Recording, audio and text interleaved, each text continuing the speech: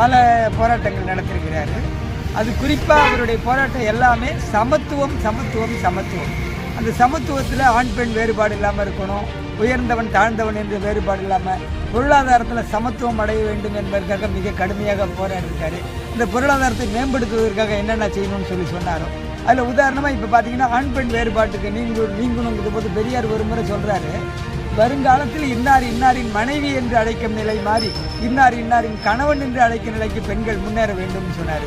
அந்த முன்னேற்றத்தின் அடிப்படையில் இப்போ கட்டணம் இல்லா பேருந்து, இன்னும் அவர்களுக்கு உரிமை தொகை வழங்குகிற திட்டம், இன்னும் வேலை வாய்ப்பு, கல்வித்துறை, இப்படி அவங்களுக்கு முன்னுரிமை கொடுத்து பெரியார் கேட்ட அதே நிகழ்வுகளை இன்னைக்கு ஸ்டாலின் நடைமுறைப்படுத்துகிறார் முதல்வர் அவர்கள். அது ரொம்ப பெருமைக்குரிய விஷயமா இருக்கு.